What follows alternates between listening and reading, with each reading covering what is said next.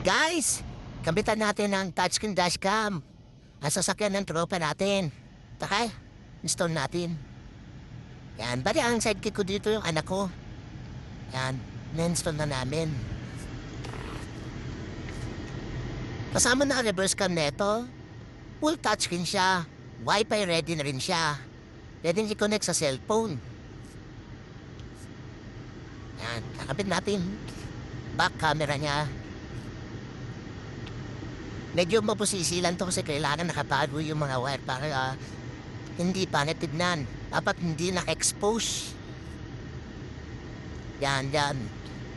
Diyan ko nilagay yung reverse camera niya kasi meron nang nakalagay doon sa ibabaw eh.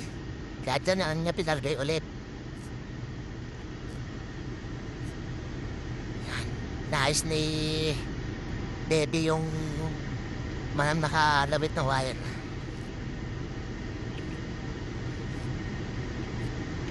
Kailangan walang lalabas para hindi pa na siyang tignan.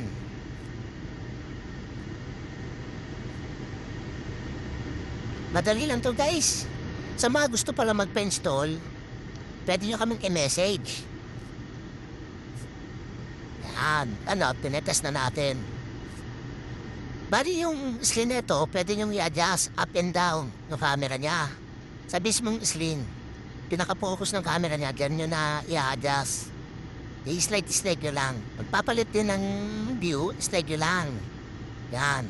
Dahil likod yan harap, pwede siyang sabay, dual siya. Yan, inaayos na ni Bebe yung mga wire. Saglit lang to guys. Pari, andyan yung page ko, no? Pwede nyo rin kaming i-chat yan sa MJ Works. Sa mga gusto magpa-install, nag-home service din po kami. Mag-message lang po kayo sa amin. If ever na gusto nyo magpakabit ng accessories, ba may available kami. And okay na. Gumagana na lahat.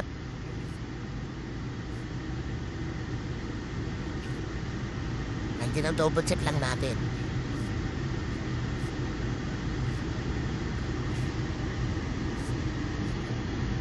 Yan, all goods na. Bali ito yung page namin, no?